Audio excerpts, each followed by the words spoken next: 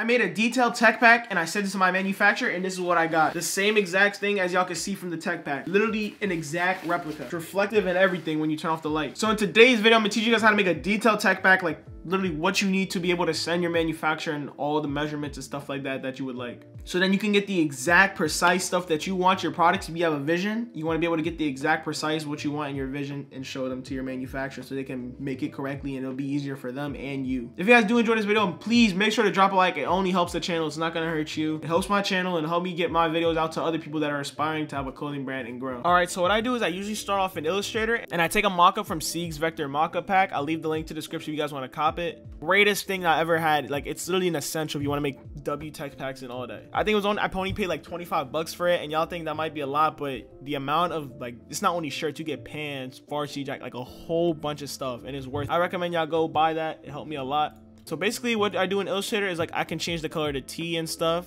You just go to fill and you can like play with around the color of the T. And I usually, you know, this is where I start off with. I usually go ahead and get whatever item I'm making. Like, right, you guys see I'm making a t-shirt here, and I'll go ahead and change the color of the shirt, figure out whatever I want it to be. Like, let's say you're making a brown shirt. There you go. It actually doesn't look that bad, believe it or not. So for me personally, I'm making a black shirt. So go and get the black tee right here. And I think, you know, and then you also import your design. It's pretty easy. Just file, open. It's a really easy program. If you guys don't know how to use it, just search up tutorials. It's really easy. So I go ahead and get the shirt from the mockup pack, and I also place the design straight onto it, and I go ahead and, you know, play with the sizing if I want it to be super small design. But for me personally, I want it to be a big graphic tee. Let me go back to like just the original. I want it to be a big graphic tee. So you guys can see this is dropping real soon. I've been made the tech pack for this, but I'm just gonna re-over it so you guys can see how it's done. And I'm already in the process of getting these shirts made. This is a fire graphic tee. It's literally all original. You guys can see, please just watch it. The brand name's Watch Your Step. The meaning of this is just always be humble, you know, don't forget to be humble. And you see the people are running, stepping over it. So I usually make these red arrows so I can point at the different points. Like you guys see, I'm pointing at the graphic design so the manufacturer knows, okay, I want this detail with that. So I'm gonna show you guys what I do. For the design, usually I'll put the print style, and for this one, I want screen print. I usually also put the size. For me personally, I didn't want to do measurements for this one because I think the measurements would have messed it up. So I told them to be covering majority of the shirt, like you can see here. And my manufacturer personally understands and like gets me right every time, so he knows what's up with the size. I don't really have to give him that many measurements. But when I do work with like Alibaba manufacturers, like what you guys see for the nylon pants, I did put measurements for everything. I literally measured everything how I wanted it. And there's plenty of videos on YouTube on how to measure like your favorite t-shirts and use those as or favorite t-shirts, favorite pants, and use those as your measurements for your pieces of clothing. There's also plenty of size charts you can find that you could use from other popular brands. Just go to their website and they usually have their size chart up there. You can literally just copy that. So that's basically it for the print style. I usually, for the design, I usually put an arrow in that. I know it's not the most detailed, but this is literally what it works for me. Next, I like to point at the stitching because with Illustrator, you don't want it like to show these lines so they know what like it is. I usually make the line like dark gray. And I usually put an arrow to the stitching saying black for whole shirt, like the stitching. Or you could do like white stitching if you wanted to do white stitching with. Always make sure you put the stitching color because that's also very crucial. Make sure you have the stitching color and what color stitching you want. Next, what I like to do is I like to get the color codes and actually give them out. So how do you do that? You go ahead and click this bottom left. And let's say like, look, it's pink. We're going to click on the pink part. The hex code is right here. You just copy that and you literally put it right here.